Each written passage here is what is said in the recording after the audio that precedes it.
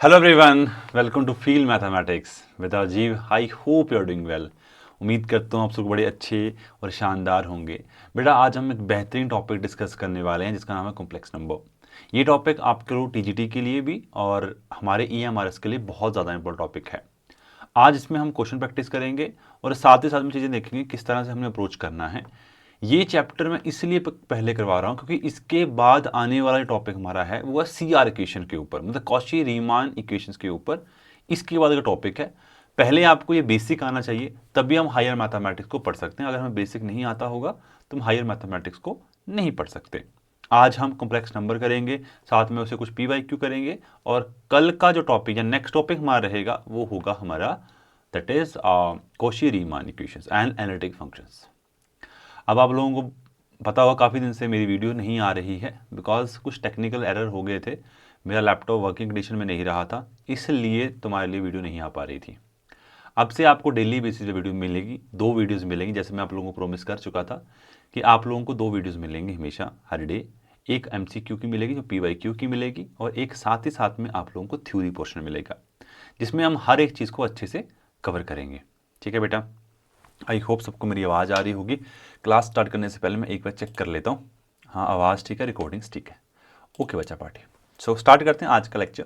मैं थोड़ी थ्योरी पढ़ाऊंगा क्योंकि थ्योरी पढ़ानी बहुत ज़रूरी है, क्योंकि जब हमारा नेक्स्ट स्टेप टॉपिक स्टार्ट होगा दैट इज़ कॉची रीमान, उसके लिए थ्योरी पर्पस हमारे लिए ज़्यादा इंपॉर्टेंट रहेगा। ठीक है, आइए थोड़ा सा इंट्रोडक्शन पार्ट हमें क्या कहता है। थ्योरी का इंट्रोडक्शन पार्ट हमें ये कहता है कि जब भी हम किसी इंट्रोडक्शन पढ़ें, सबसे पहले माइंड में आता है कॉम्प्लेक्स नंबर। सर कहाँ से पैदा हो गए? कहीं ना कहीं से तो पैदा हुए होंगे। ऐसा तो नहीं है कि सीधे उठ के आ गए, कुछ तो इनके पीछे की सिमिट्री रही होगी ना बेटा। बस उसी सिमिट्री को पहचानना होता है हमने, उसी सिमिट्री को पहचानना होता है। क्या कहता है ये इंट्रोडक्शन पार्ट बहुत सिंपल क्लियर कहता है कि पैदा कहाँ से हुआ। बेटा पैदा हुआ एक इक्वेशन से, वो था क्वाड्रेटिक इक्वेशन। ये क्वाड्रेटिक इक्वेशन का पार्ट था जब एक्स स्क्वायर प्लस 1 को देखा गया और इसके हमारे पास कोई भी रूट्स रियल नहीं आ रहे थे। हमें x square is equal to -1 आ रहा था। हम बार बार अपने आप से क्वेश्चन पूछ रहे थे जब हमारे पास सिर्फ रियल था कि ऐसा कोई रियल नंबर एग्जिस्ट नहीं करता जिसकी मैं पावर का स्क्वायर करूं और नेगेटिव नंबर दे दे। जिसकी मैं पावर का स्क्वायर करूं वो मुझे नेगेटिव नंबर दे दे, ऐसा कोई भी नंबर एग्जिस्ट नहीं कर रहा था मेरे पास। फिर मैथमेटिशियंस के माइंड में बहुत कुछ आया। फिर उन्होंने बोला कि ये रियल नंबर का पार्ट नहीं है, अब इसको रियल फील्ड को थोड़ा सा और एक्सटेंड करते हैं, अब इसको कॉम्प्लेक्स बनाते हैं, कॉम्प्लेक्स फील्ड पे काम करते हैं। तो कॉम्प्लेक्स पे हम कैसे गए? अगर तुमने नोटिस किया होगा एक्स को रूट -i लिखा जाता है, और अगर तुमसे कोई एयोटा की वैल्यू पूछे ना बेटा, ये होती है एयोटा की value, that is root -1 inside it. इस नंबर को एक नोटेशन दे दी गई जिसका नाम रखा अयोटा, और इसको कहा गया कि ये कॉम्प्लेक्स नंबर हैं। क्या बोला गया? ये भाई कॉम्प्लेक्स नंबर हैं।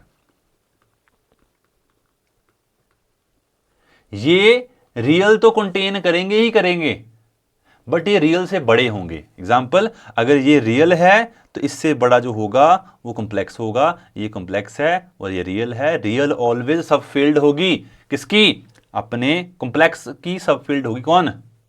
रियल। इस तरह से बना। अगर तुमने जिन बच्चों ने मुझसे क्वाड्रेटिक इक्वेशन पहले भी पढ़ी है, जिन बच्चों ने नहीं पढ़ी, मैं उन लोगों को पहले बता दूं, हमने एक कंसेप्ट पढ़ा था क्वाड्रेटिक इक्वेशन में, A X square plus B X plus C. और इवन की मैंने जब तुम्हें पार्शियल डिफरेंशियल इक्वेशन करवाई उसके बीच में तुम्हें यही सेम चीज बताई थी कि बी स्क्वायर -4ac बन जाए। अगर वो लेस देन 0 है तो उस केस में हमारे पास बनता है एलिप्टिक। एलिप्टिक का मतलब होता है कॉम्प्लेक्स रूट्स। और कॉम्प्लेक्स रूट हमें क्या बताते हैं? कॉम्प्लेक्स रूट बताते हैं कि मैं हमेशा कंजुगेट पेयर्स में आता हूं। कंजुगेट पेयर्स में आता हूं, हमेशा पेयर्स में एग्जिस्ट करते हैं। ठीक है, आई होप आप लोगों को थोड़ा थोड़ा बेसिक बेसिक आइडिया हो कहां से पैदा हुए, है ना। ये आपको जरूरी है समझना। यहां पे मैंने योटा की वैल्यू बता दी। अब हमें इस बात का तो आइडिया हो ही गया था कि सर आप ही ने बोला कि x is equal to iota है, योटा -1 के इक्वल होता है, रूट -1 के इक्वल होता है। मैं बोलूं बेटा कि योटा की वैल्यू अगर -√-1 है, अगर तुम इसका योटा का स्क्वायर करोगे तो तुम्हें क्या मिलेगा? सर -1 मिलेगा। तभी तो बोला जाता है कि iota square is equal to -1। ये ऊपर थोड़ी कहीं आ सर, कहीं ऊपर से आ रहा है नहीं, ये बेसिक चीजें हैं हमारे लिए बेटा।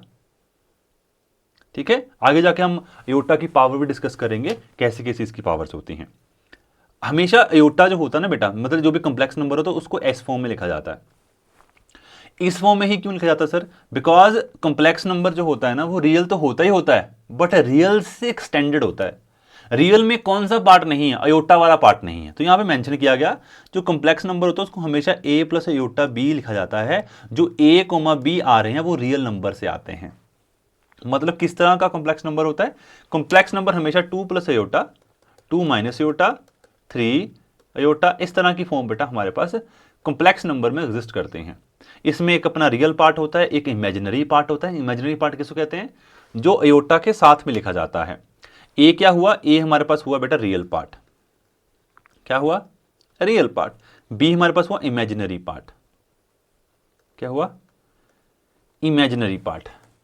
तो ये आपको पता होना चाहिए कि रियल पार्ट क्या है, कॉम्प्लेक्स पार्ट क्या है, यह इमेजिनरी पार्ट क्या है बेटा हमारे पास। अलजेब्रा क्या है? अलजेब्रा कॉम्प्लेक्स नंबर क्या होता है कि अगर मैं किन्हीं दो कॉम्प्लेक्स नंबर को ऐड करूं तो मुझे क्या मिलेगा। तो ये बहुत आसान है, मैं एक ही समझाऊंगा, बाकी तुम बड़े आराम से बच्चा कर लोगे। जैसे जेड आई मैंने लिखा, Z1 लिखा, x1 प्लस अयोटा y1 आ गया। Z2 लिखा, मुझे मिला x2 प्लस अयोटा y2। अगर मैं इन दोनों को ऐड करता हूं बच्चा तो मुझे क्या मिलेगा? Z1 plus Z2 is equal to real part. और रियल पार्ट हमेशा रियल पार्ट के साथ ऐड होगा और कॉम्प्लेक्स पार्ट हमेशा कॉम्प्लेक्स पार्ट के साथ ऐड होगा, मतलब इमेजिनरी पार्ट हमेशा इमेजिनरी पार्ट के साथ ऐड होगा। तो x plus iota y2, sorry x1 plus x2 iota time y1 plus y2, इस तरह से बच्चा, इसे कहते हैं कॉम्प्लेक्स वाला पार्ट। ठीक है, मतलब किस तरह से हमने दो इनको ऐड करना है। बड़े आराम से तुम Z माइनस Z2 भी निकाल सकते हो बच्चा। ठीक है, ये क्या बनेंगे? x1 minus x2 plus iota time of y1 minus y2।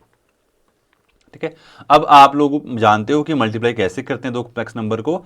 बस आप लोगों के माइंड में एक याद रखना, कॉम्प्लेक्स नंबर मल्टीप्लाई तो करेंगे ही करेंगे, बस आपके माइंड में याद रखना अयोटा जब अयोटा से मल्टीप्लाई करेगा तो वहां पे -1 आप लोगों ने लिखना भूलना नहीं है।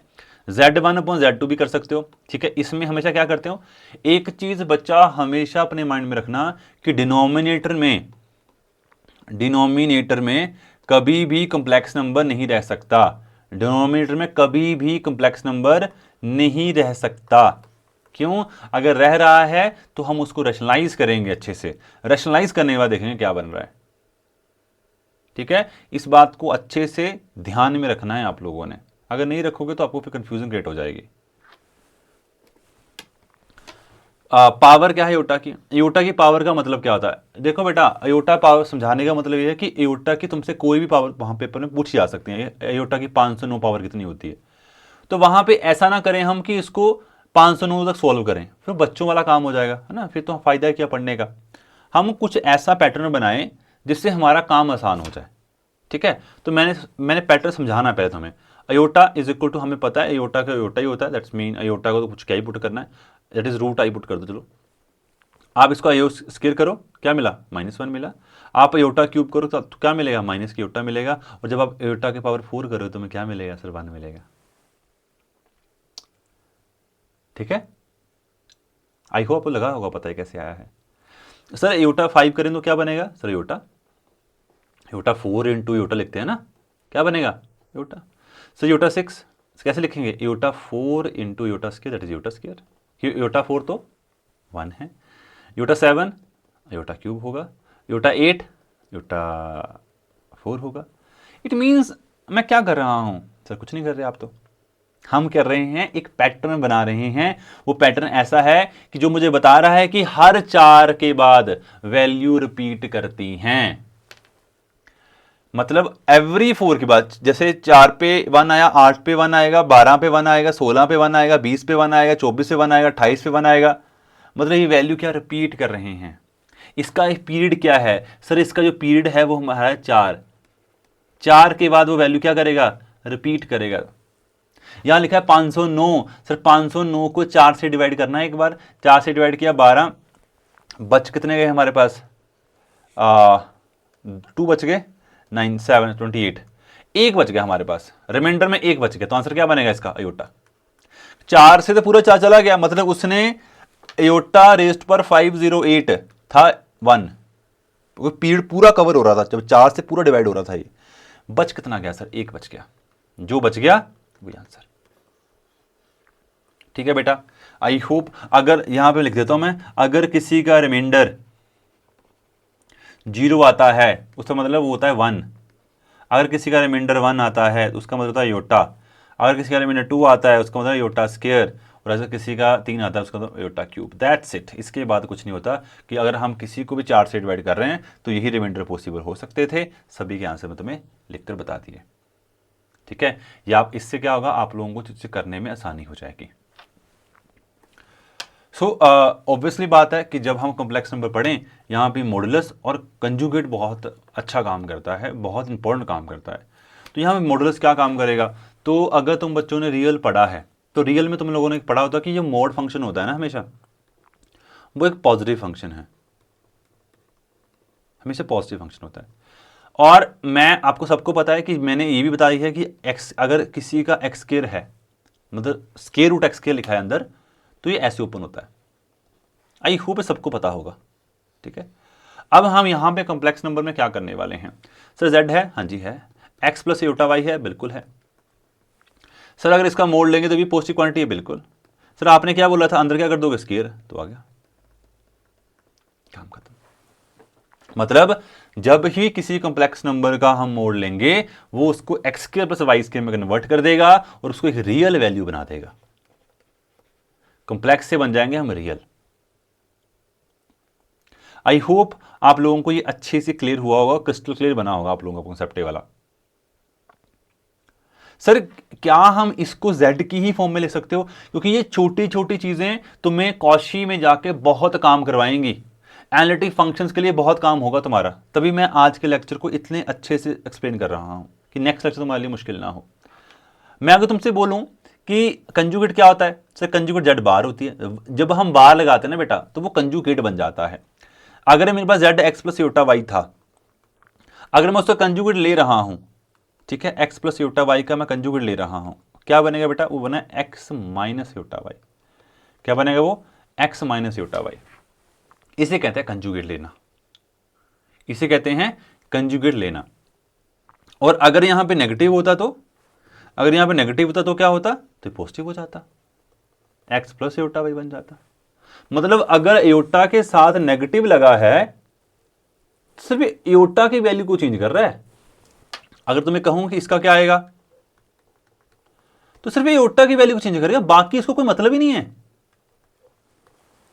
कंजुगेट किसके लिए काम करता है, योटा के लिए काम करता है। अगर योटा में प्लस है तो उसको माइनस करेगा, अगर वहां माइनस तो उसको प्लस कर देगा। आई होप आप लोगों का ये पूरा कंसेप्ट अच्छे से क्लियर हुआ होगा, आप लोगों को मॉडुलस और कंजुगेट के बारे में पता चला होगा। अब ये बताने का मेरा मतलब क्या था, एक बार थोड़ा बॉक्स बनाते हैं यहां पे, z और z बार करना सॉल्व। सर z तो होता है x प्लस योटा वाई, मैं कहा बिल्कुल ठीक बात है। z बार तो होता है x माइनस योटा वाई, मैं बिल्कुल ठीक बात है। अगर हम सर इन दोनों को मल्टीप्लाई करें, ये क्या बन रहा है, ये क्या बन रहा है, सर ये बन रहा है a प्लस बी, ये बन रहा है a minus b. Sir a square minus b square बनेगा, बिल्कुल ठीक बात। X square minus minus iota y का होल स्क्वायर, बिल्कुल ठीक बात है। सर योटा स्क्वायर क्या होता है, सर योटा स्क्वायर तो -1 होता है, माइनस से माइनस मल्टीप्लाई करेगा तो क्या बनेगा, चलो यहां लिख देता हूं मैं, iota square Y square, minus आ गया, माइनस में प्लस हो गया, X square plus Y square होगा। इट मीन सर हम इसको इस तरह से भी लिख सकते हैं, इसको जेड जेड बार को x square plus Y square भी लिख सकते हैं। इट मीन्स जो हमारा ये पार्ट पूरा बना है, क्या मैं इसको कन्वर्ट कर सकता हूं, बिल्कुल कर सकता हूं। Z bar is equal to nothing but root z z bar. Paper में कभी आ जाए, क्योंकि ये काम कब करेगा हमारा, जब हम कौशी पढ़ेंगे, जब हम उसकी डिफरेंशियबिलिटी चेक करेंगे, वहां पे काम आता है। जब हम उसने लिखा है ना टॉपिक में differentiability of a complex number, तो वहां पे डिफरेंशियबिलिटी जेड की रिस्पेक्ट होती है, तो वहां पे कन्वर्ट करना हमें आना चाहिए कैसे बना। ठीक है, आई होप ये सबको अच्छे से क्रिस्टल क्लियर हो चुका होगा। अब आइए आगे, अब हमारे पास कुछ नंबर्स आते हैं। ऑब्वियसली अगर हमने कॉम्प्लेक्स नंबर एक टॉपिक पकड़ा है तो उसमें डिफरेंट तरह के नंबर्स होंगे। वो नंबर क्या क्या हो सकते हैं, दो ही तरह के नंबर पॉसिबल होते हैं मैथमेटिक्स में, एक अलजेब्रिक नंबर, एक होता है ट्रांसेंडेंटल नंबर। अलजेब्रिक नंबर वो नंबर होते हैं जिन नंबर्स को हम अगर कन्वर्ट करें, उसकी पॉलिनोमियल बनाएं, उसके पॉलिनोमियल के जो कोफिशिएंट आए वो रैशनल होने चाहिए। आई मीन टू से, अगर मेरे पास कोई भी कॉफिशेंट पॉलिनोमियल ऐसी बनती हैं तो उसके जो कॉफिशेंट होते हैं, ए वाले, ये X B sorry A B and C, ये सारे क्या होते हैं, कॉफिशेंट्स होते हैं, ये रैशनल होने चाहिए। अगर ये रैशनल हैं तो क्या बनेंगे सर, ये बनेंगे एक अलजेब्रिक नंबर। सर नहीं समझा, एग्जांपल बताइए, बताता हूं। अगर तुम्हें कहूं x is equal to iota, क्या है ये, अलजेब्रिक है कि ट्रांसेंडल है? सर चेक कर लेते हैं, क्या मैं इसको उस फॉर्म में लिख सकता हूं? अब कई बच्चे होते हैं वो गलती क्या कर देते हैं, वो सीधा कर देते हैं एक्स माइनस के योटा। सर इधर ले आया इसको, मैं लेफ्ट में ले आया, एक्स माइनस योटा बन गया इज इक्वल टू 0। सर ये ना अलजेब्रिक नहीं है, क्योंकि इसका ये कोएफिशिएंट जो है वो क्या है, रैशनल नहीं है, कॉम्प्लेक्स है। तो तुम वहां पे गलत हो जाते हो। हमने तब तक कोशिश करनी है जब तक हम इसको बना ना पाए। Sir x square is equal to क्या होता है सर, -1। सर एक्स स्क्वायर पे क्या बनेगा सर, +1। क्या अब ये कोएफिशिएंट इसका 1 इसका 1 क्या बने, दोनों के दोनों रैशनल्स? हाँ जी sir, X is equal to iota एक अलजेब्रिक नंबर है। एक्स इज इक्वल टू √2 क्या है ये सर, इसका एक्स स्क्वायर किया हमने, ये -2 बना। वैसे अगर मैं इसको सीधा लेफ्ट में ले आता तो ये वाला जो कोएफिशिएंट था वो √2 है, वो रैशनल नहीं है। बट क्या मैं इसको रैशनल बना सकता हूं? हाँ जी सर बना सकता हूं, एक्स स्क्वायर कर कर। यहां बना 1 कोएफिशिएंट, यहां बना 2 कोएफिशिएंट, दोनों दोनों क्या हैं, रैशनल हैं। हाँ जी सर, ये भी एक क्या है, अलजेब्रिक नंबर है। अब ये करके बताओ, मुझे ये करके बताओ, करके देखो, जिंदगी में कभी नहीं बनेंगे तुम्हारे, कभी पॉसिबल नहीं है ये नंबर कभी भी एक रैशनल फॉर्म में लिखा जा सके, या ई को रैशनल फॉर्म में कभी लिखा जा सके। वो क्या बन जाएंगे, वो ट्रांसेंडल नंबर बन जाएंगे, जिनको मैं अलजेब्रिक में ना लिखूं, जितनी मर्जी पावर कर लो इसकी, कभी बना ही नहीं पाओगे। जिनकी मैं बना सकता हूं वो अलजेब्रिक हैं, जिनको मैं नहीं बना सकता वो ट्रांसेंडल हैं। इतनी डेफिनेशंस होती हैं अलजेब्रिक और ट्रांसेंडल की। ट्रांसेंडल नंबर वो कॉम्प्लेक्स नंबर हैं जिनको मैं रैशनल की फॉर्म में नहीं लिख सकता, उसके कोएफिशिएंट रैशनल नहीं हो सकते। For example X is equal to E, इसकी मैं जितनी मर्जी पावर कर लूं, जैसे एक्स स्क्वायर की तो ई स्क्वायर बन जाएगी, तो x square minus E square दोनों क्या, E is not a rational number, E is a irrational number बेटा। दैट्स वाई मैं आपको चीजें समझा रहा हूं। अब आगे आ जाओ, जैसे हमारे पास ज्योमेट्री होती है, ठीक है, geometry of a complex number जाननी बहुत जरूरी है, क्योंकि तभी हम थोड़ा सा रिलेट कर पाते हैं कि कैसे हमारे पास वो बना होगा एक कॉम्प्लेक्स नंबर अच्छे से। मैंने एक एक्स एक्सिस और वाई एक्सिस का प्लेन बना लिया, ठीक है, और याद रखना कि जब भी हम रियल लाइन या कॉम्प्लेक्स नंबर पढ़ रहे हैं तो उसमें जो एक्स एक्सिस होती है ना वो एज अ रियल लाइन काम करती है, ठीक है, और जो वाई एक्सिस होती है ना वो इमेजिनरी एक्सिस होती है, मतलब कॉम्प्लेक्स नंबर का काम कर रही होती है, इमेजिनरी एक्सिस, ठीक है। तो आपको ये पता होना चाहिए, मैं इसलिए बता रहा हूं पहले, ठीक है। अगर मैंने यहां पे कोई पॉइंट ले लिया, आर्बिट्ररी कोई भी पॉइंट ले लिया, अब ये point obviously x in between है तो एक्स में भी काम करेगा और वाई में भी काम करेगा, तो उसे लिखा कैसे जाएगा, एक्स प्लस योटा वाई। क्यों, क्योंकि ये एक्स में भी और वाई में भी है, वाई का पार्ट इमेजिनरी में लिखा जाता है इसलिए योटा वाई आया, और रियल का सिंपल एक्स में लिखा जाता है। अगर मैं इसको ऐसा लिख दूं, ऐसा बना दूं, तो क्या बन जाएगा, एक मेरे पास z बन जाएगा, इसको हम या तो इसको r कह लो या कुछ भी कह लो, वट एवर इट इज। ये मैंने एक थीटा ले लिया,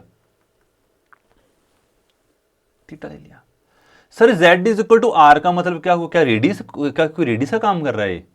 अभी हम देखते हैं क्या बनता है। थीटा डिफाइन करने का मुझे मतलब क्या हुआ सर, थीटा डिफाइन करने का मतलब हुआ कि अगर आप इसको z is equal to r ले रहे हो, z हमने पीछे पढ़ा है कि हमारे पास क्या होता है x square plus Y square that is equal to r। अगर मैं इसका कर दूं squaring, x square plus Y square बन गया that is equal to r square.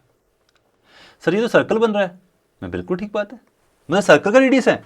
हाँ जी सर, कैसे बना, जैसे जैसे थीटा में वेरी करता जाऊंगा, जैसे जैसे मैं थीटा वेरी करता जाऊंगा मुझे क्या मिलेगा बच्चा, मुझे मिलेगा एक प्रॉपर सर्कल। ऐसे कंसेप्ट बनते हैं। z इज टू आर ही क्यों ना, क्योंकि जैसे जैसे मैं थीटा मूव कर रहा हूं, मूव कर क्या करना, बना पूरा एक सर्कल बन गया मेरे पास। और तुम देखना इसकी इक्वेशन पे कैसे लिखी जाएंगे। देखो, अगर सर क्या ये x है, क्या ये y है, हाँ जी बेटा। क्या यहां से मैं थीटा वगैरह निकाल सकता हूं, निकाल सकते, मतलब x कंपोनेंट निकाल सकता हूं, बिल्कुल निकाल सकते हो। सर cos थीटा किसके इक्वल होगा, सर हमने पता है कि पंडित भदरी प्रसाद हर हर भोले, ठीक है, जहां भोले का नाम आ जाए वो अच्छी वैसे अच्छी हो जाती है, परपेंडिकुलर अपॉन हाइपोटेन्यूज। परपेंडिकुलर क्या है सर, क्या है परपेंडिकुलर? हमें निकालना क्या है, अगर हमने कोज निकालना है तो हमें बेस अपॉन हाइपोटेन्यूज देखना है। What is base? X. What is hypotenuse? R. X upon r, x is equal to r cos theta होता है when be converted into a polar form. और साइन थीटा होता है perpendicular upon hypotenuse, but perpendicular sir y upon r, y बना r sine theta, ये बना, अब ये किसी को नहीं दिख रहा होगा, मैं यहां लिख देता हूं, sine theta is equal to Y upon r and y is equal to r sine theta. Done हो गया बच्चा, डन। समझ आया कि नहीं? ठीक है, चलो थोड़ा सा आगे चलते हैं, मजा आएगा, धीरे धीरे आता है मजा, ऐसा तो मजा आएगा नहीं। ठीक है, यहां पे आओ पहले तो देखो ये बनाया हुआ पूरा, ये बना, थीटा मूव करा, मूव करते करते करते करते सर्कल बनेगा, तो इसलिए ये हमारा बन जाता है। ठीक है, उसके बाद बच्चा, उसके बाद जैसे हमने x की वैल्यू निकालना सीखा, x की वैल्यू हमारे पास आती है r cos थीटा, y की वैल्यू हमारे पास आती है r sin थीटा। ठीक है, हमारे पास z क्या होता है सर? z हमारे पास आपने बोला था x प्लस अयोटा y हम लिखते हैं, क्या इसको हम कन्वर्ट कर सकते हैं? बिल्कुल, इससे कहते हैं पोलर फॉर्म, है ना। यहां से पेपर में यहां पे क्वेश्चन भी आता होता है। ये बना r cos theta plus aorta r sin theta, r मैंने बाहर ले लिया, ये बना cos theta plus sin theta, बस। और ये बन गई पोलर फॉर्म, इसे कहते हैं पोलर फॉर्म। ये पोलर फॉर्म होती है हमारे पास। ठीक है, अब मैं आपको ज्यादा नहीं, अभी तक यहां नहीं पहुंचा रहा हूं, इसने तो पहुंचा दिया, पर अभी हम यहां नहीं पहुंचेंगे। इसके लिए हम एक थ्योरम पढ़ते हैं, डी मॉर्वे थ्योरम, वो मैं पढ़ाता हूं आपको। पहले डी मॉर्वे आ जाएगी, इसके बाद डी मॉर्वे थ्योरम में क्या कहती है? डी मॉर्वे थ्योरम कहती है कि अगर हमारे पास कोई भी मतलब कोई भी फॉर्म है इस तरह की, cos theta plus iota sine theta की फॉर्म, इस फॉर्म में और इस फॉर्म में दोनों सेम है, ये डी मॉर्वे ने रिजल्ट दिया अपना। कहता अगर देखो, अगर सिंपल सी बात है, मैं अगर इसका z रेस्ट पावर n करता तो मुझे cos theta plus iota sine theta की पूरी पावर का n करना पड़ता। इट्स लेंथी प्रोसेस, तो बहुत लेंथी होता। बट जब डी मॉर्वे ने इतना अच्छा रिजल्ट दिया, कहता z is equal to e raised power iota theta, दोनों का मतलब सेम ही है, इसका और इसका। कहता अगर तुमने z रेस्ट पावर n किया तो ये क्या बन जाएगा? E raised power iota n theta. क्या खोलोगे इसको? cos n theta plus iota sine n theta. बेटा जी सिंपल सी बात है, ये फॉर्मूला ऐसे खुलेगा, बोथ आर सेम। ये डी मॉर्वे ने इतना अच्छा और बेहतरीन रिजल्ट दिया, और बहुत सारे क्वेश्चंस जो होंगे मैं तुम्हें सेकंड में समझाऊंगा, कितनी जल्दी आंसर आ जाते हैं वो भी देखेंगे हम अच्छे से। ठीक है, आज वो आके मजा आएगा तुम्हें आज पढ़ने में। इसलिए इस चीज को हम क्या बोलेंगे? इसको लिखते हैं z is equal to r e raised power theta. ठीक है, इसलिए इसको लिखते हैं ऐसे। और कई ऑथर इनको सिस थीटा लिखते हैं, सिस थीटा। सिस का मतलब क्या होता है? Cos theta plus iota sine theta. तो मैंने हर चीज आपको कवर कर दी, जिस भी तरह से वो क्वेश्चन पूछना चाहेगा वो पूछ सकता है तुमसे। ठीक है,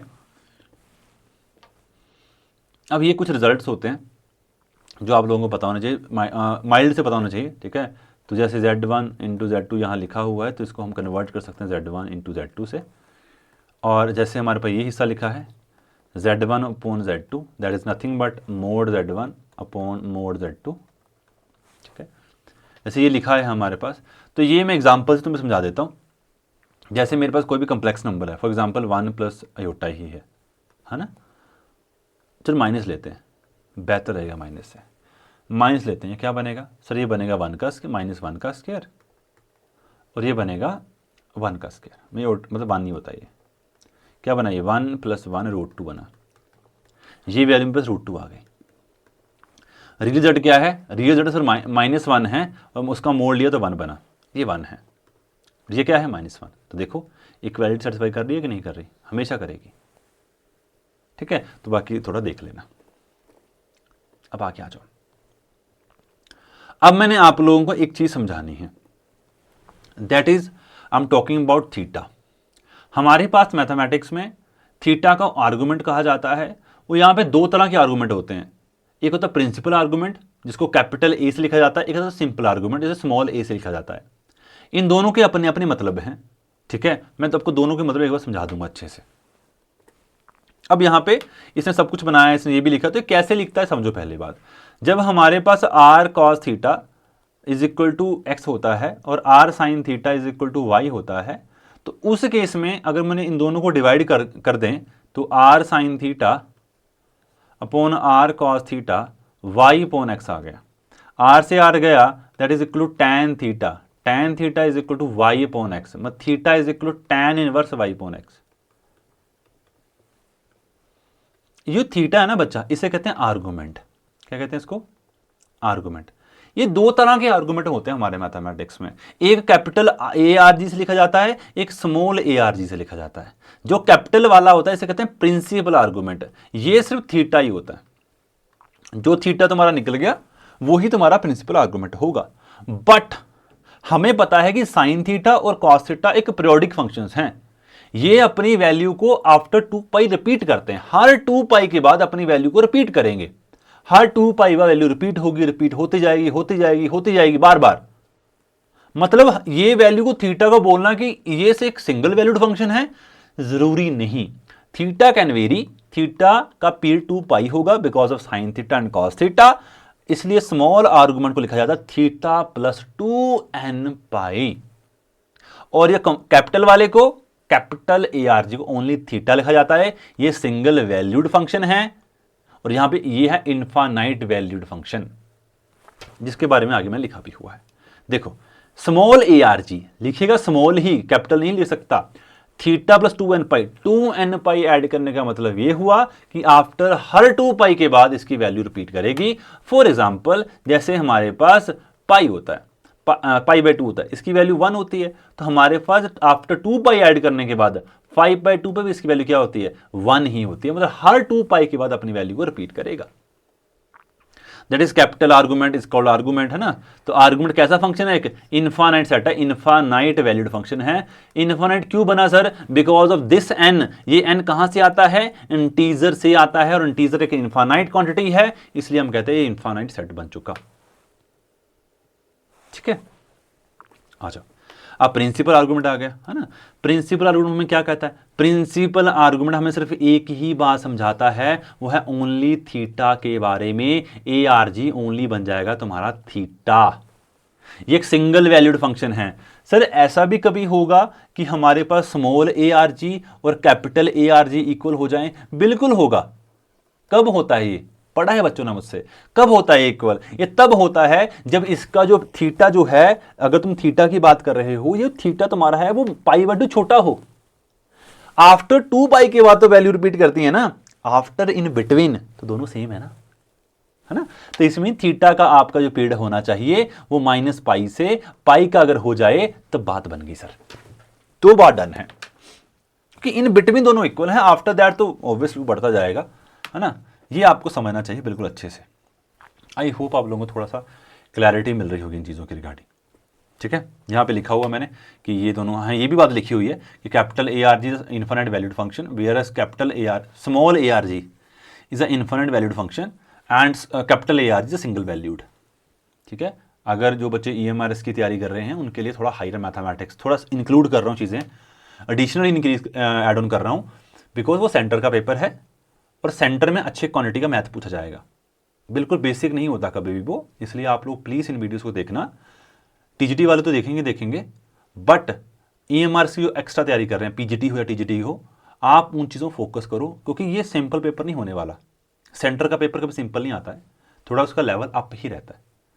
ठीक है, यहाँ पे आओ, तो कैपिटल स्मॉल ARG और कैपिटल ARG दोनों इक्वल कब? जब थीटा की रेंज जो है ये डिसाइड हो रही है। ठीक है, इसके बाद मैं कोशिश करूंगा कि CR इक्वेशन की वीडियो लेके आई जाए।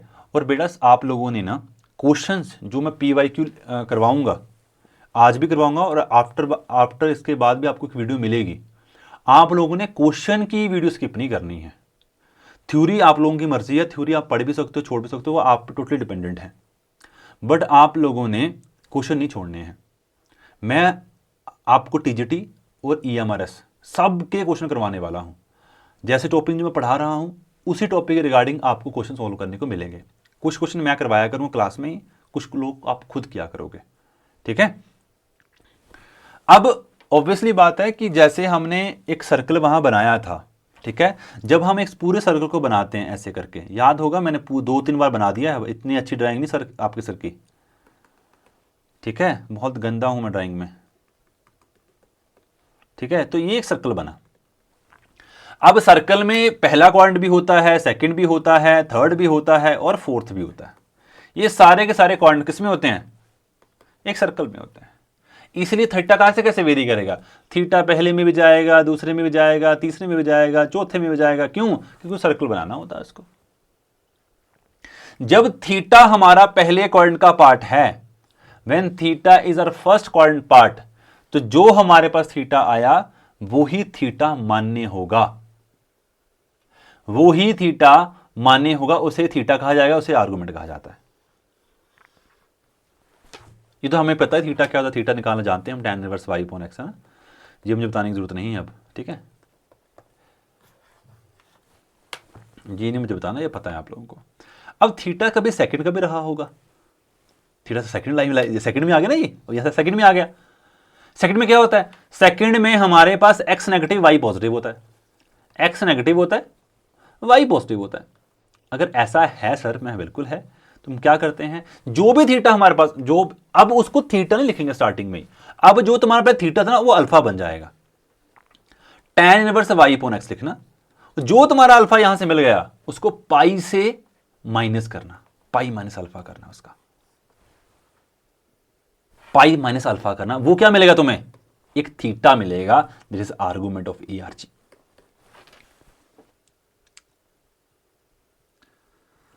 अगर तुम्हें थर्ड क्वाड्रेंट मिलता है, if you get third quadrant, आप यहां पे होंगे, ऑब्वियसली बात है, आपके पास x भी नेगेटिव है और y भी नेगेटिव है। अगर आप दोनों नेगेटिव मिल रहे हैं तो फिर आप अल्फा ही निकालोगे, tan इनवर्स y मोड, क्योंकि यहां नेगेटिव नहीं आता, यहां दोनों क्वांटिटी पॉजिटिव होती हैं। ये जो नेगेटिव और पॉजिटिव साइंस होते हैं, ये तुम्हें सिर्फ इस बात को बताने के लिए होते हैं कि तुम्हारा क्वाड्रेंट कौन सा है। जब तुम्हें क्वाड्रेंट का लग गया पता, तुमने कुछ निकालना होता, अल्फा निकाले, उस अल्फा को पाई माइनस अल्फा किया, उसका नेगेटिव कर दिया, हमें क्या मिल जाएगा? एक ARG मिल जाएगा, बस। और जब हम फोर्थ क्वाड्रेंट की बात करते हैं, अब हम फोर्थ क्वाड्रेंट में आ चुके हैं, यहां पे हमारे पास x पॉजिटिव होता है और y नेगेटिव होता है, तो इस केस में हमें क्या मिलेगा सर? यहां मिलेगा alpha, that is equal tan inverse y upon x, that is theta is equal nothing but minus के alpha, theta nothing but minus के अल्फा। ये हमारे पास सारे आर्गुमेंट निकालने के तरीके बता दिए। पहले में आ जाए बेटा, पहले में आ जाए तो थीटा जो आया वही होगा, दूसरे में आ जाए पहले अल्फा बनाना है उसको, फिर पाई माइनस अल्फा करना है, तब हमें थीटा मिलेगा। तीसरे में आ जाएंगे तो हम उसका अल्फा निकालेंगे, उसको पाई माइनस अल्फा से माइनस करेंगे, फिर हमारे पास फोर्थ क्वाड्रेंट आएगा, माइनस अल्फा कर देंगे, हमें थीटा मिलेंगे। यही चार क्वाड्रेंट में, यही चार क्वाड्रेंट हमारे पास होते हैं, और इन्हीं चार क्वाड्रेंट पे क्वेश्चन बनने के चांसेस होते हैं, इवन कि यहीं से क्वेश्चन बनते हैं। जब हम क्वेश्चन प्रैक्टिस करेंगे तुम खुद देख लेना इस चीज़ को। तो 1 मिनट मुझे दे दो, मैं एक बार चेक कर लेता हूँ कि आवाज़ और वीडियो ठीक आ रही है कि नहीं आ रही है। 1 मिनट दे दो बस मुझे। हेलो हेलो, हाँ आवाज़ आ रही है और वीडियो भी ठीक है, ठीक है, आ जाओ, आप आगे आ जाओ। ओ सॉरी। अब बेटा इस तरह से हमारे जितना भी कॉम्प्लेक्स की जो बेसिक थ्योरी है, जो भी जिन बच्चों को EMRS में इंक्लूडेड है, वो भी उनका जो इतनी ही थ्योरी वहाँ पे मेंशन होती है। बट आप लोगों ने इससे आगे आने वाली वीडियोस भी देखनी है, जिसमें हम हायर मैथमेटिक्स का थोड़ा पोर्शन पढ़ेंगे, जैसे एनालिटिक फंक्शंस, CR इक्वेशंस वगैरह भी, ठीक है। अब ऑब्वियसली अगर क्वेश्चंस आए हैं तो मैं आप लोगों को थोड़े क्वेश्चन भी प्रैक्टिस करवाऊंगा, जिससे आपका कॉन्फिडेंस बूस्ट हो जाए। और इसके बाद आपको एक वीडियो और देखने को मिलेगी जो सिर्फ MCQ बेसिस पे ही होगी टोटली, ठीक है। जैसे Z है, सबसे पहले जब भी क्वेश्चन आ जाए तुम्हें मैथ्स में, सबसे पहले तुमने इसको देखा, नोटिस किया कि ये भी पॉजिटिव ये भी पॉजिटिव, माइंड में आना, सर पहले क्वाड्रेंट का पार्ट है ये, सबसे पहला काम तुमने ये करना है वहां पे जाके, ये पहले क्वाड्रेंट का पार्ट है, मुझे तुम से R नहीं चाहिए, इसको is equal to R sine theta लिखना, is equal to Y is equal to R sine theta लिखना, X is equal to R cosec लिखना, मुझे कोई जरूरत नहीं है। मुझे X भी दिख रहा है, मुझे Y भी दिख रहा है, मैं सिर्फ थीटा के पास जाऊंगा। थीटा क्या है sir? tan inverse Y upon X। What is y? tan inverse √3/1। √3 किस पे वैल्यू होती है बताना। अगर नहीं पता है, किसी को नहीं याद होती हैं, तो आपको बस सिंपल बोलूँगा कि √3/2 और इंटू आप 1/2 करना पड़ेगा आपको, ठीक है, तब जाकर √3 बनता है आपका। मतलब ये √3 वैल्यू किसकी होती है, 60 पे होती है। कितनी होती है, 60 पे होती है। तो ये आंसर होगा बी ऑप्शन, क्योंकि यही थीटा है हमारे पास। सेकंड में तुम्हारे आंसर आएंगे, देखना। उसने पूछा ARG क्या होगा -3 का, -3 है ना सर, हाँ जी। मैं Z इज इक्वल टू -3 है ना, हाँ जी सर। मतलब क्या हुआ, यहां पे कंप्लेक्स का कोई पार्ट नहीं है, बिल्कुल ठीक बात है। पर x किसका पार्ट है सर, नेगेटिव का। y क्या है सर, पॉजिटिव। किस क्वाड्रेंट में है सर, दूसरे वाले पे, सेकंड क्वाड्रेंट में। हम अगर ये गलतियां करनी नहीं छोड़ोगे ना बच्चा, तो क्वेश्चन ठीक नहीं होंगे। पहले लिखना सेकंड क्वाड्रेंट का पार्ट है, हाँ जी सर सेकंड क्वाड्रेंट का है। इसका थीटा क्या होगा sir, theta is equal to tan inverse y upon x होता है सर। सर y तो 0 है, मतलब tan इनवर्स 0 क्या होता है सर, 0 ही होता है, मतलब थीटा 0। और मैक्सिमम बच्चे आंसर लगा के बी ऑप्शन, गलत होगा। मैक्सिमम बच्चे लगा के आएंगे बी ऑप्शन, गलत होगा। Why sir, because second quadrant का पार्ट है ये। जो ये आता है थीटा नहीं होता, ये अल्फा होता है। थीटा क्या होता है यहां पे, थीटा होता है पाई माइनस के अल्फा। अल्फा क्या आया, 0, तो थीटा क्या बना, पाई। तो ये गलतियां पेपर में नहीं करनी बच्चा, ठीक है। यही गलतियों से तुम कट ऑफ से बाहर होते हो। जैसे हमें ये दिया गया है, उसने बोला पोलर फॉर्म निकाल के बताओ। भाई हमें इतना तो पता है कि पोलर फॉर्म होती क्या है, z is equal to r cos theta plus r sin iota r sin theta, इसे कहते हैं पोलर फॉर्म। कैसे बनाएंगे, इसके लिए मुझे r भी चाहिए, इसके लिए मुझे cos थीटा भी चाहिए। व्हाट इज x सर, दोनों के दोनों ना पॉजिटिव हैं, मतलब पहले क्वाड्रेंट की बात कर रहा है वो, ठीक है। तो पहले थीटा क्या निकलेगा हमारे पास सर, cos थीटा, यहां पे रूट होगा, ठीक है। यहां पे बनेगा theta equal tan inverse, what is y 1, what is x √3।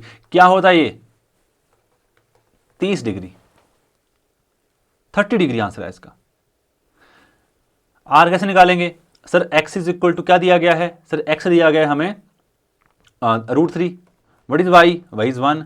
तो r होता क्या था सर, r आपने बताया था कि mod z is equal to r होता है, ये होता है x² plus y² is equal to r, और ये बनेगा हमारे पास x² plus y² is equal to r², और x is 3 is 1 is equal to r² और r² हमारे पास 2 आ गया, r2 आ गया। अगर किसी बच्चों को नहीं पचता है कि सर आपने कैसे किया, हमें नहीं लगा पता, तो उन बच्चों के लिए ये चीज़ बताता हूँ मैं, कि बच्चे होते हैं कि इनको थोड़ा सा ज़्यादा बेसिक कमज़ोर होता है। तो x is equal to iota y, ठीक है बच्चा, हाँ यस सर। x क्या था, x था r cos थीटा, y क्या था, y था r sin थीटा। मैंने इसका मोड लिया, जब मैं मोड लूँगा तो क्या बनेगा, r cos थीटा का whole square plus r sin theta का होल स्क्वायर। r स्क्वायर मैंने कॉमन ले लिया, क्या बना, cos square theta plus sine square theta. cos square theta sine square क्या होता है, 1 होता है, तो क्या बनेगा ये r स्क्वायर, क्या बनेगा ये r, इसलिए मोड z को r के इक्वल लिखा जाता है। तो ये कोई वो रूल नहीं है कि मैं तुम्हें याद करवा रहा हूँ, तुम्हें समझा रहा हूँ चीज़ें, ठीक है। इसके बाद तो तुम्हें पता ही है कि थीटा तुम्हें पता है, इसमें यहाँ वैल्यू तो पुट करनी है। अब क्या बना, r तुम्हें 2 निकाला हुआ है, तो 2 कॉमन ले लो, ये बन जाएगा cos theta plus pi by, sorry 2 cos π/6 plus iota sine π/6। पता है cos थीटा और अयोटा कैसे लिखते हैं, सिस से, तो क्या आएगा answer, B option, simple easy है ना, बहुत इजी। ये बताओ, ये तो इतना बड़ा आसान होगा ना, कि ये सारा प्रोडक्ट में लिखा हुआ है, 1 प्लस योटा, 1 प्लस योटा का square, 1 plus Yotta cube, 1 plus Yotta के पावर 4। अब हमें पता है कि इसको देखा तो 1 - 1 बन रहा था, तो ये 0 बन गया। अगर ये 0 बन गया, सारा क्या बन जाएगा, 0 बन जाएगा, ऐसा नो, ये सारा सारा बन जाएगा बच्चा 0। अब ये आर्गूमेंट आ गया, इसका थीटा निकाल के बताओ। कहता ये क्वेश्चन इतना बेहतरीन है ना, जिन बच्चों ने पहले खुद से प्रैक्टिस कर लिया, मैं तभी ये बात बोल रहा हूँ, तो उनको समझना, उनका आर्गूमेंट बिल्कुल क्लियर हो गया है, ठीक है। 1 सबसे पहले हमें पता है कि कभी भी डिनोमिनेटर में कॉम्प्लेक्स नंबर नहीं रह सकता, तो हमें क्या करेंगे, इसको रैशनलाइज करेंगे। तो मैंने इसको 1 प्लस 3 योटा लिखा, उसको मैंने रैशनलाइज कर दिया। अब मैं क्या करूंगा, 1 प्लस रूट 3 योटा, उसको रैशनलाइज किया तो 1 बना, माइनस के योटा 3 योटा बना, इसका स्केयर है, मैंने इसको ओपन करा एक बार अच्छे से, ये 1 बना, ठीक है। रूट 3 योटा क्या होता है, यहां पे था माइनस के 3, ऑब्वियसली है ना, A square plus B square minus 2 होता, तो माइनस के 2 टाइम 3 योटा, बिल्कुल। नीचे क्या बना, 1 1 माइनस माइनस में प्लस 3 बनेगा। जिसको समझ आ जाए उसकी बड़ी अच्छी बात है, उसको समझ नहीं आ रहा मुझे बताना, क्योंकि यहाँ पे मैंने स्केयर किया अपन, ये बना 3 योटा स्केयर, योटा -1 होता है, -1 से -1 मल्टीप्लाई किया, बन गया 1। ये बना माइनस के 2, ये बना माइनस के 2 3 योटा, नीचे बना 4, मैंने डिवाइड किया, मुझे बोला -½ 3। मुझे x भी मिल चुका है, मुझे y भी मिल चुका है, मुझे x की वैल्यू मिल रही है -½ और मुझे y की वैल्यू मिल रही है -3 योटा बाई 2। सर नेगेटिव और पॉजिटिव हमें सिर्फ क्या बताते हैं, सिर्फ क्वाड्रेंट के बारे में बताते हैं, ये तीसरा क्वाड्रेंट है। और जो बच्चा बहुत स्मार्ट होगा उसको आगे जाने की जरूरत ही नहीं है। सर इसमें से कौन सा थीटा आपको लग रहा है थर्ड क्वाड्रेंट का, कौन सा लग रहा है सर, 240। सर कैसे पता लगा आपको, क्योंकि पहला का जो क्वाड्रेंट होता है वो 0 से 90 का होता है, जो दूसरा होता है वो होता है 90 से 180 का, और तीसरा होता है वो कौन सा होता है सर, 180 से 270 का। क्वेश्चन खत्म, आगे जाने की जरूरत ही नहीं होती बच्चा, मुझे नहीं निकालना थीटा, मैं स्ट्रेट फॉरवर्ड बता रहा हूं। अब फोर्थ क्या होता है, फोर्थ क्वाड्रेंट होता है हमारे पास 270 360, क्वेश्चन वहीं पे खत्म। आपको देख लो, अगर तुम निकाल भी लोगे तब भी तुम्हें यही देखने को मिलेगा, ऐसा नहीं देखने को मिलेगा। बट एक तरीके बता रहा हूं तुम्हें कि जिसमें हमारा शॉर्टकट भी रहे और हमारा काम थोड़ा जल्दी हो जाए, ठीक है। ये कब समझ आएंगे, जब हमें पता है कि वो सर्कल बनाता है।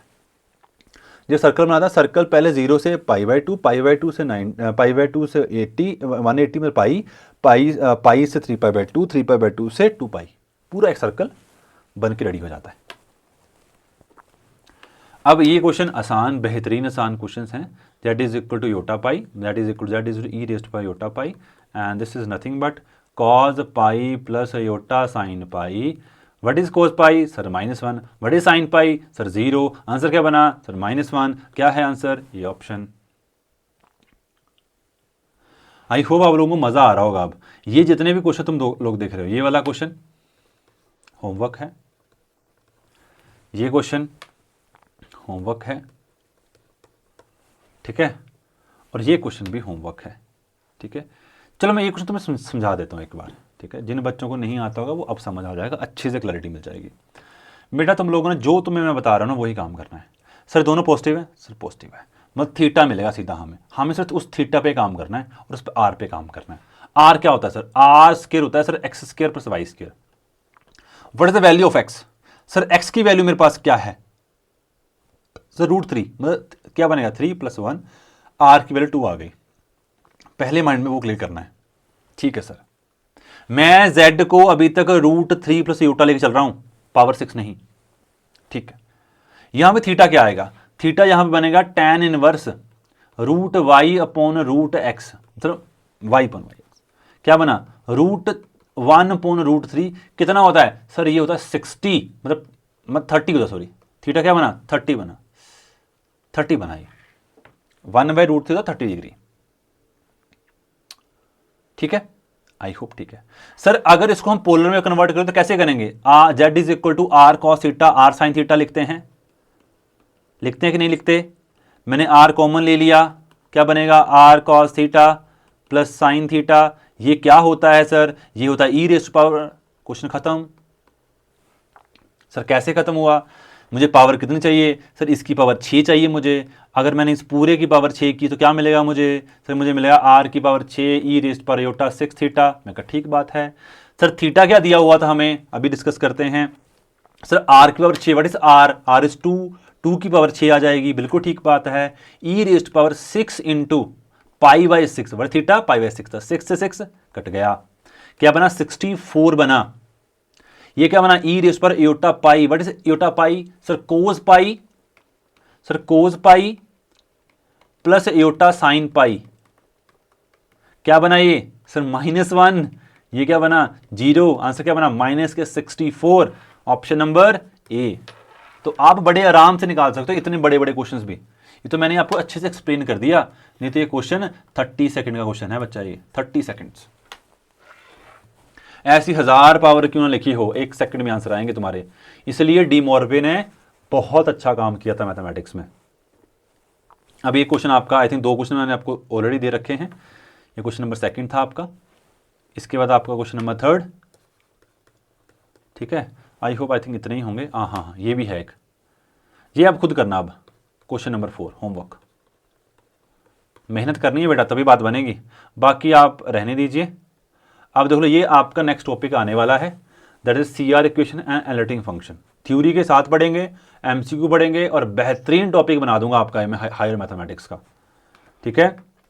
बट आप लोगों को अगर इसी तरह कंटेंट चाहिए और मेरे साथ बने रहना चाहते हो तो मेरे चैनल को सब्सक्राइब कीजिए, वीडियो को लाइक कीजिए। जो बच्चे TGT नॉन मेडिकल की तैयारी कर रहे हैं, EMRS की तैयारी कर रहे हैं, EMRS में PGT TGT की तैयारी कर रहे हैं, वो बच्चे सारे चैनल को सब्सक्राइब कीजिए, वीडियो को बहुत ज़्यादा लाइक कीजिए और ज़्यादा से ज़्यादा शेयर कीजिए। आप लोगों ने मुझे बहुत प्यार किया है, वो मुझे दिख रहा है। आप लोग बहुत जल्दी इन चैनल क्लासेस को देखते हो और साथ में बहुत अच्छे कमेंट करते हो। इस तरह से कमेंट को बढ़ाते रहो और मुझे उन कमेंट से बहुत मोटिवेशन मिलती है। और जो भी तुम्हारी क्वेरीज आती हैं उन कमेंट्स में लिखा करो, मैं डेफिनेटली उन पर वीडियो बनाने की कोशिश किया करूँगा। तो 2-3 दिन मैं वीडियो नहीं डाल पाया, इसलिए आप बहुत बहुत सॉरी, बिकॉज आपको जैसे मैंने पहले बताया है कि टेक्निकल इशू होने के कारण मैं वीडियो नहीं बना पा रहा था, मुझे बहुत दिक्कत हो रही थी। बट अब आपको डेली बेसिस में वीडियो देखने को मिलेंगी। तो bye bye guys, take care, इसी तरह से पढ़ते रहो और बढ़ते रहो।